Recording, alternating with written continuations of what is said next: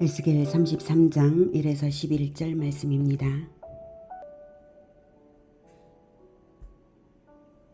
33장. 여호와의 말씀이 내게 임하여 이르시되, 인자야, 너는 내 민족에게 말하여 이르라. 가령 내가 칼을 한 땅에 임하게 한다 하자. 그 땅 백성이 자기들 가운데에 하나를 택하여 파수꾼을 삼은 그 사람이 그 땅에 칼이 임함을 보고 나팔을 불어 백성에게 경고하되, 그들이 나팔 소리를 듣고도 정신 차리지 아니하므로 그 임하는 칼에 제거함을 당하면 그 피가 자기의 머리로 돌아갈 것이라. 그가 경고를 받았던들 자기 생명을 보존하였을 것이나 나팔 소리를 듣고도 경고를 받지 아니하였으니 그 피가 자기에게로 돌아가리라. 그러나 칼이 임함을 파수꾼이 보고도 나팔을 불지 아니하여 백성에게 경고하지 아니하므로 그 중에 한 사람이 그 임하는 칼에 제거당하면 그는 자기 죄악으로 말미암아 제거되려니와 그 죄는 내가 파수꾼의 손에서 찾으리라. 인자야, 내가 너를 이스라엘 족속의 파수꾼으로 삼음이 이와 같으니라. 그런즉 너는 내 입의 말을 듣고 나를 대신하여 그들에게 경고할지어다. 가령 내가 악인에게 이르기를, 악인아, 너는 반드시 죽으리라 하였다 하자. 내가 그 악인에게 말로 경고하여 그의 길에서 떠나게 하지 아니하면 그 악인은 자기 죄악으로 말미암아 죽으려니와 내가 그의 피를 내 손에서 찾으리라. 그러나 너는 악인에게 경고하여 돌이켜 그의 길에서 떠나라고 하되, 그가 돌이켜 그의 길에서 떠나지 아니하면 그는 자기 죄악으로 말미암아 죽으려니와 너는 내 생명을 보존하리라. 사랑하는 형제 여러분, 7월 11일 화요일 저녁 목상에 오신 것을 환영합니다. 에스겔서는 크게 5부분으로 나누어지는데요. 제1부 1에서 3장은 선지자 소명 기사를 통하여서 하나님이 인류 역사를 섭리하심을 나타내셨고요. 제2부 4에서 24장은 예루살렘 함락 이전에 주어진 심판 예언이고요. 제3부 25에서 32장은 열방을 향한 심판 예언을 했습니다. 이제 33장부터는 포로 귀환 및 회복과 사탄의 멸망을 39장까지 예언하는 제4부입니다. 본장은 제4부의 서론입니다. 먼저 9절까지는 에스겔이 파수꾼의 사명을 받는 장면입니다. 2절, 인자야, 너는 내 민족에게 말하여 이르라. 가령 내가 칼을 한 땅에 임하게 한다 하자. 여기서 칼은 전쟁을 상징합니다. 그 땅 백성이 자기들 가운데에 하나를 택하여 파수꾼을 삼은 그 사람이, 즉 파수꾼이 그 땅에 칼이 임함을 보고 나팔을 불어 백성에게 경고하되, 파수꾼의 사명을 받은 자가 전쟁이 다가오는 것을 나팔 소리로 알리면, 4절, 그들이 나팔 소리를 듣고도 정신 차리지 아니하므로 그 임하는 칼에 제거함을 당하면 그 피가 자기의 머리로 돌아갈 것이라. 파수꾼을 세워놓고도, 백성들이 파수꾼을 세워놓고도 파수꾼의 경고를 듣지 않은 것은 듣지 않은 자 책임이라는 것입니다. 목사를 목사로 세워놓고도 자기들이 목사의 설교를 듣지 않고 회개하지 않으면, 들어놓고도 회개하지 않는다면 자기들 책임이라는 것입니다. 심판당하는 것은. 이때 파수꾼은 자기 임무를 수행했으므로 백성이 전쟁의 참화를 당하는 것은 파수꾼의 잘못은 아닙니다. 파수꾼은 적의 침입을 방어하라고 위험을 알리는 역할을 하죠. 심판을 예고하는 선지자가 바로 영적 파수꾼입니다. 하나님의 말씀을 가르칠 사명을 받은 자, 그들이 바로 영적 파수꾼입니다. 목사가 당연하고요. 목사 말고 각 가정에서 하나님의 말씀을 가르쳐 줘야 할 부모가 된 자, 이런 사람들은 영적 파수꾼입니다. 5절, 그가 경고를 받았던들 자기 생명을 보존하였을 것이나 나팔 소리를 듣고도 경고를 받지 아니하였으니 그 피가 자기에게로 돌아가리라. 선지자의 경고, 즉 회개하라는 외침을 받아들여서 회개했다면 생명을 잃지 않았겠지만, 선지자의 경고를 듣고도 회개하지 않은 자는 자기 생명으로 대가를 치르게 된다는 것입니다.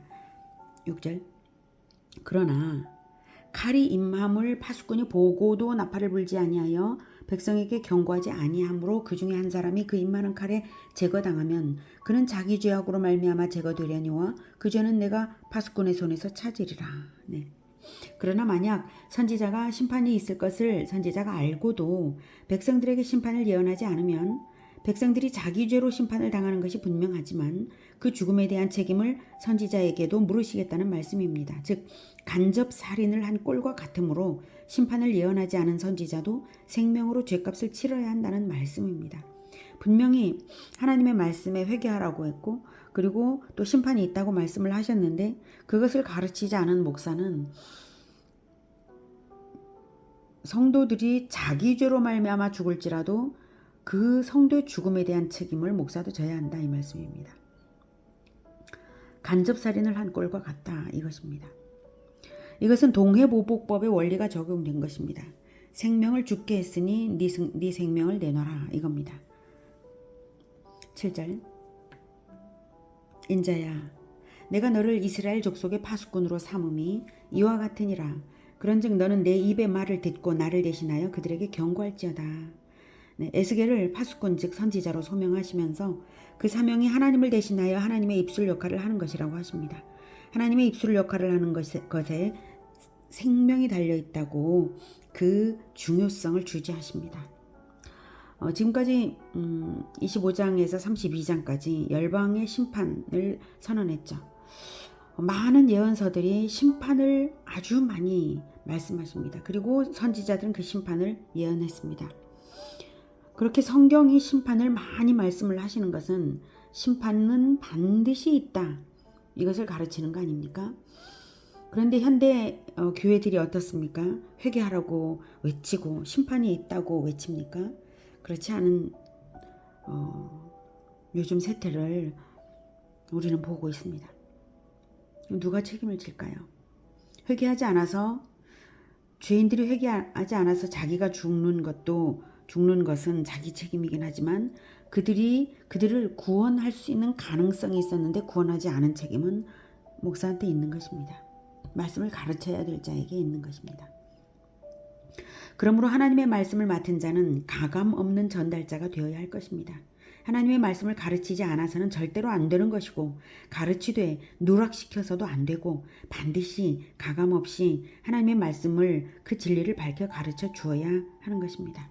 그렇다면 성경을 한 30년간 성경을 가르치겠다 해서 아주 느린 속도로 아주 조금씩만 가르친다면 어떻게 될까요? 저는 그것도 문제가 있다고 생각합니다. 예수님의 공생애는 30년이 아닙니다. 예수님의 공생애는 불과 3년입니다. 그것은 무엇을 뜻할까요? 3년 만의 모범, 3년이라는 모범은 인간들이 따라할 수 있는 모범이 그 3년 안에 다 들어있는 것이죠.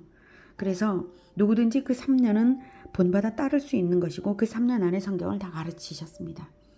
3년입니다. 3년 동안에 성경을 다 가르치려는 이 도전을 우리는 해야 할 것입니다. 가감없이 하나님의 말씀을 밝혀 가르쳐 주어야 하기 때문입니다. 30년 동안 가르친다면 이미 그것은 성경을 온전히 다 가르칠 수 없는 것이죠. 8절 가령 내가 악인에게 이르기를 악인아 너는 반드시 죽으리라 하였다 하자 네가 그 악인에게 말로 경고하여 그의 길에서 떠나게 하지 아니하면 그 악인은 자기 죄악으로 말미암아 죽으려니와 내가 그의 피를 네 손에서 찾으리라. 그러나 너는 악인에게 경고하여 돌이켜 그의 길에서 떠나라고 하되 그가 돌이켜 그의 길에서 떠나지 아니하면 그는 자기 죄악으로 말미암아 죽으려니와 너는 내 생명을 보존하리라. 하나님의 말씀을 전달해야 할 자가 전달 교육을 하지 않으면 악인이 자기 죄로 죽고 전달 교육을 하지 않은 사명자도 그 죽음의 책임을 져서 생명을 내야 합니다. 그러나 전달 교육을 했는데도 악인이 회개하지 않아서 죽음을 당한 경우에는 전달 교육을 한 사명자는 죽음을 면합니다. 하나님의 백성들의 생명은 한 생명에 다른 사람의 생명도 연관이 되어 있는 것입니다. 왜냐하면 공동체이기 때문입니다. 그런데 말씀 교육의 사명자가 전달 교육을 하지 않은 경우는 왜 전달 교육을 하지 않는 경우가 생길까요? 왜? 10절 그런즉 인자야 너는 이스라엘 족속에게 이르기를 너희가 말하여 이르되 우리의 허물과 죄가 이미 우리에게 있어 우리로 그 가운데에서 쇠퇴하게 하니 어찌 능히 살리려 하거니와 너는 그들에게 말하라 주 여호와의 말씀이니라. 나의 삶을 두고 맹세하노니 나는 악인이 죽는 것을 기뻐하지 아니하고 악인이 그의 길에서 돌이켜 떠나 사는 것을 기뻐하노라. 이스라엘 족속아, 돌이키고 돌이키라. 너희 악한 길에서 떠나라. 어찌 죽고자 하느냐 하셨다 하라. 네, 말씀을 가르치지 않는 경우 중에는 죄인들이 죄가 너무 많아서 죄인 스스로조차 구원의 소망을 버릴 정도이니 저런 사람들에게 하나님 말씀을 전달한들 무슨 소용이 있겠는가 하는 생각으로 전달 교육을 하지 않는 것입니다. 저 사람은 회개하지 않을 거야. 저 사람은 그냥 완고해. 저 사람은 내 말 듣지 않아. 이런 생각으로 핑계가 생기는 것이죠. 하지만 죄인들이 멸망에 임박하여서 자기들의 죄가 너무 많아서 도무지 구원을 받을 수 없다고 자포자기할 때조차도 그때에도 하나님은 맹세로서 회개를 촉구하고 계십니다. 나의 삶을 두고 맹세하노니 나는 악인이 죽는 것을 기뻐하지 아니하고 악인이 그의 길에서 돌이켜 떠나 사는 것을 기뻐하노라. 이것이 바로 하나님의 진심임을 깊이 생각하면 하나님은 회개하라고 간절히 그 죄인을 향하여서 말씀하고 계신 거 아닙니까? 그럼 전달해야죠. 그 전달을 받지 못해서 죄인이 회개를 못하고 있는 거 아닙니까? 하나님이 나를 용서하실 리가 없어. 나는 틀렸어. 근데 하나님이 틀리지 않았다. 이제라도 회개하면 된다. 라고 그걸 전달해 주기를 간절히 원하고 계시지 않습니까? 그러니 전달해야죠. 편견을 버리고 선입견을 버리고 우리가 하나님 말씀 전달 교육을 해야 할 자로서 사람에 대한 판단을 함부로 앞세우지 말고 무조건 내 앞에 세워진 그 사람에게 하나님 말씀을 전해야 한다는 것만이 사명입니다. 다른 판단을 할 그런 권리가 없습니다. 우리는 종이지 않습니까? 예수 그리스도의 피로 값주고 산 그리스도의 종이고 그래서 하나님의 종이 되지 않았습니까? 말씀을 전달해야만 하는 사명이 있을 뿐이지 사람에 대해 가지고 함부로 판단하는 것은 우리가 할 일이 아닌 것이죠. 하나님께서 우리에게 맡겨주신 사람들에게는 반드시 하나님 말씀을 전해야 합니다.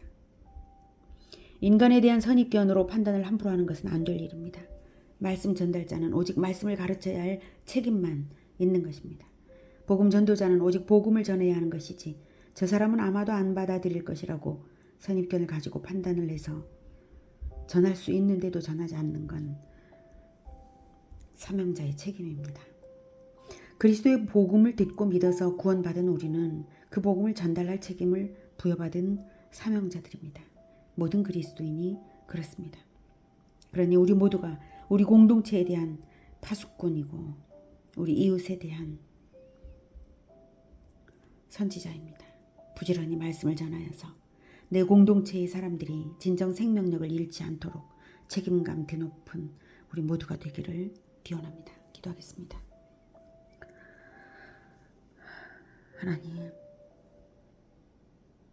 하나님께서 생명에 대한 책임자로 우리들을 파송하여 주셨습니다. 우리는 예수 그리스도의 생명값으로 구원을 받았고 또 다른 사람들에게 이 구원을 전달해 주어야 할 책임이 있음을 인정합니다. 하나님, 그런데 우리가 이것을 온전히 수행하지 못하고 여러 가지 핑계들을 가지고 미루고 회피한 그런 죄를 용서하여 주시옵소서. 게을렀던 것을 용서해 주시옵소서. 우리의 연약함을 불쌍히 여겨주시고 우리가 다시금 이제 성령의 충만함으로 일어설 수 있게 도와주시고 복음을 전하고 또한 말씀을 가르치는 그 일을 다시 회복하여 이 사명을 다 완수할 수 있도록 주님 도와주시옵소서. 예수 그리스도 이름으로 기도드립니다. 아멘. 이어지는 시간은 개인 기도 시간입니다.